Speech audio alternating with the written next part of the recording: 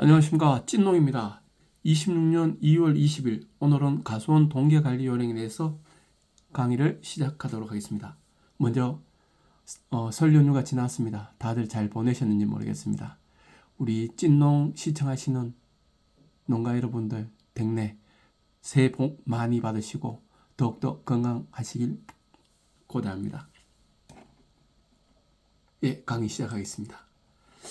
우리가 농사를 짓는데 철저한 토양 관리 없이는 양질의 농산물을 생산할 수 없습니다. 농사는 첫째도 둘째도 토양 관리가 기본입니다. 우리 흔히들 하늘 보고 농사 짓는다 하는데 하늘이라는 조건은 똑같습니다. 그런데 어디서 실력이 차이가 나느냐?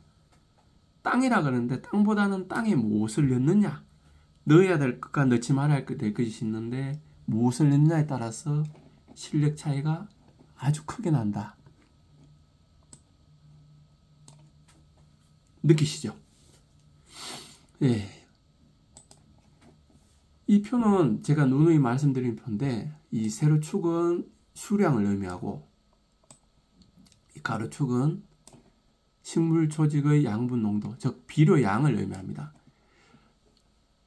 비료가 전혀 없을 때 비료를 주게 되면 이렇게 수량도 늘어나고 그 다음에 어느 정도 올라갔을 때는 거의 이제 완만한 커브를 그립니다.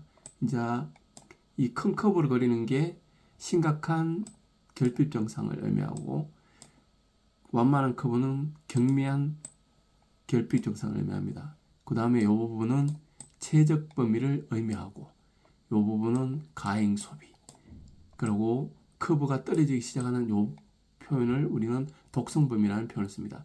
그래서 비료는 이 최적 범위까지 뿌려주시는 게 좋다. 그럼 최적 범위인지 아닌지 어떻게 알 수 있느냐? 우리가 다들 간행 농사를 지으시기 때문에 농약을 뿌리십니다. 내가 농약을 뿌려가지고 병의 충이 방제가 된다. 그러시면은 비료를 그나마 최적 범위 내에서 사용하시는 거고, 근데 약을 쳐도 방제가 안 된다. 아마 이미 이분들은 최소한 가행 소비, 독성 범위에 접어들었다는 겁니다. 그렇기 때문에 우리가 독성 범위라는 그 인식을 잘 하셔야 되고, 염류가 이 표에서도 보다시피 독성 범위에 접어들면은 병의 충민 생리장애가 발생합니다. 그리고 예방책으로는 우리가 이제 충분한 사용해야 될 자재와 사용하지 말아야 될 자재를 잘 응용하셔야 되는데, 그나마 저희들 제 농가 중에서 이 신강토 그래듈을 이용해서 농사에 도움을 많이 받으시는 분도 있습니다. 요 관계는 신강토 그래듈에 관해서는 제가 추후에 따로 영상을 올리도록 하겠습니다. 예, 토양 관리.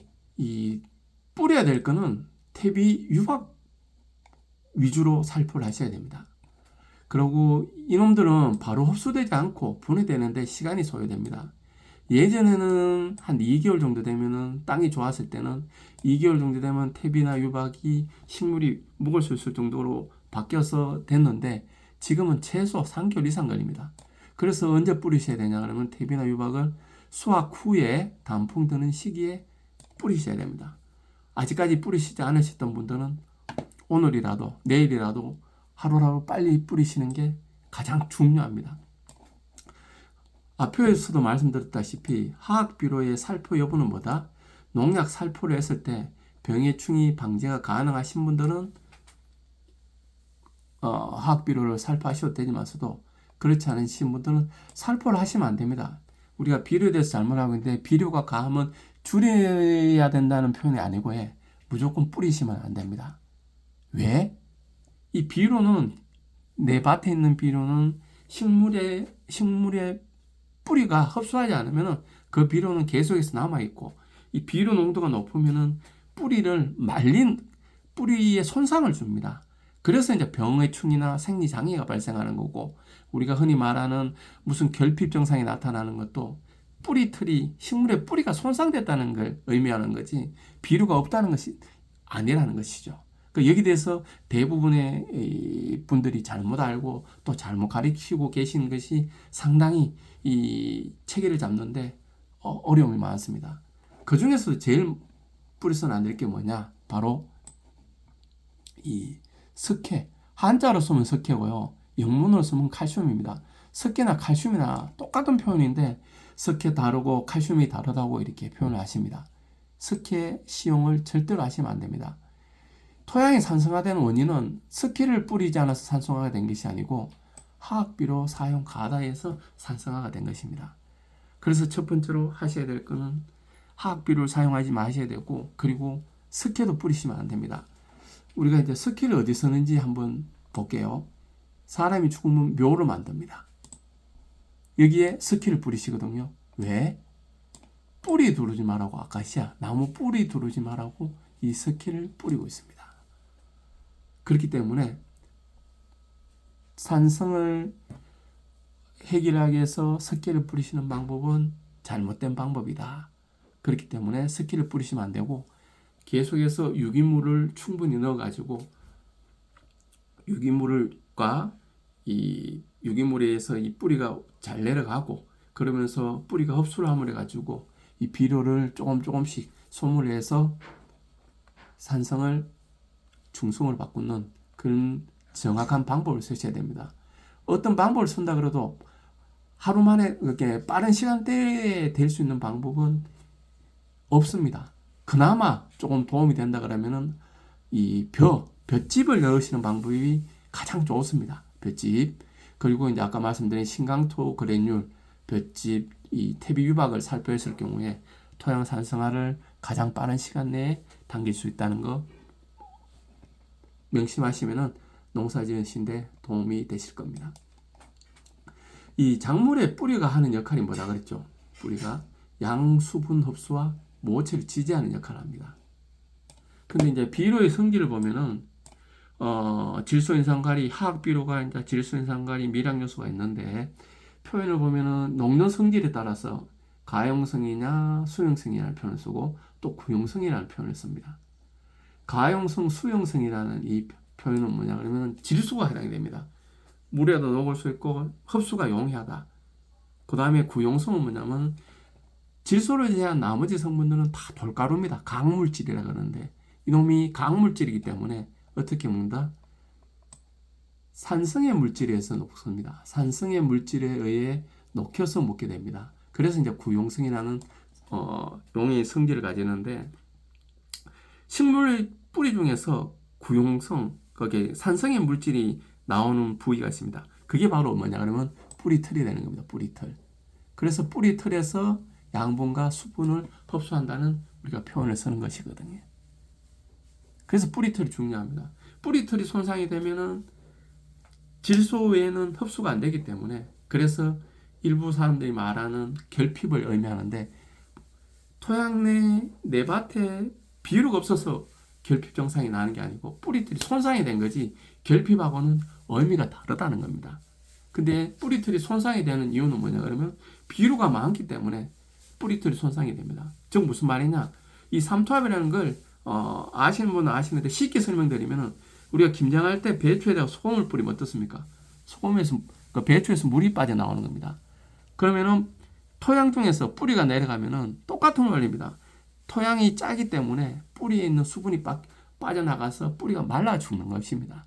근데 그게 결핍하고는 완전히 개념이 다른데 우리는 그걸 결핍으로 알고 있다는 것이 참 안타까운 현실입니다. 오늘 이 강의를 들으신 분들은 결핍이 아니고 내 밭에 내 논에 비료가 워낙 많아서 이런 현상이 일어나는구나, 그걸 꼭 명심하셔야 됩니다. 그 다음에 이 수분 관리도 중요합니다. 겨울철 뿌리는 작용하지 않습니다. 이게 키포인트거든요. 작용하려 그러면 뿌리가 한 지온이 3도씨, 근데 한 5도씨 정도 이상이 되면 정상적으로 작용합니다. 그럼 이게 언제쯤 되냐 하면 절기상 경칩 전후가 됩니다. 경칩 전후가. 그래서 이전에는 물을 주시면 안 됩니다. 하면은 동해의 원인이 됩니다. 겨울철 가뭄과 가수는 전혀 관계가 없습니다. 그래서 물을 절대로 주시면 안 되는 겁니다. 절대 금지. 그리고 이제 우리가 재배하면서 이 물을 충분히 주는 거하고 물이 찌는 것의 차이를 잘못 알고 계시는 분들이 있습니다. 물이 찌는 건 뭐냐 그러면은 토양에 물이 흡수가 되지 않는다는 겁니다. 요런 물이 찌는 자리가 보면 뭡니까? 사과 같으면 갈반병이 먼저 들어옵니다. 그러고 이제 뭐 물이 찌는 자리에 보면 본래 나무 자체가 잘 못 큽니다. 이상하게 생기고. 그 재배할 때 재배가 시작되고부터는 물을 충분히 줘야, 그러니까 경칩이 지나는 이 시기를 전후로 해서부터 물을 충분히 주시고, 물이 찌는 거하고는 차이가 있다는 걸 꼭 명심하셔야 되고, 그리고 또 한 가지 그 물과 관련해서 그 수해가 났을 경우에는 왜 문제가 생기느냐? 수해가 났을 때 보시면 뻘물이 들어오죠. 뻘물이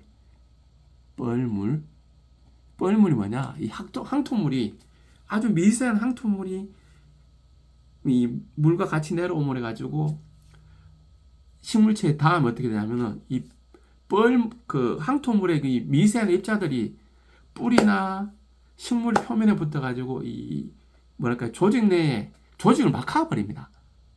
그래서 수해 났을 때에는 이 물이 많은 것이 아니고 물과 같이 내려온 이 뻘물에 들어있던 미세한 이 돌가루들이 식물의 조직을 거기 표피나 이런 숨 쉬는 구멍들을 다 막아가지고 숨을 못 쉬게 해서 죽입니다. 그래서 물이 잠기고 나서 물이 빠지고 나면 다 말라 죽는 이유가 그것 때문에 그렇습니다.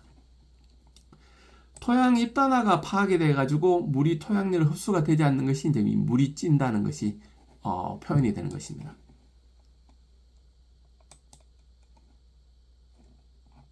예, 이상으로 겨울철 동계 관련 요령에 대해서 강의를 마치도록 하겠습니다. 고맙습니다.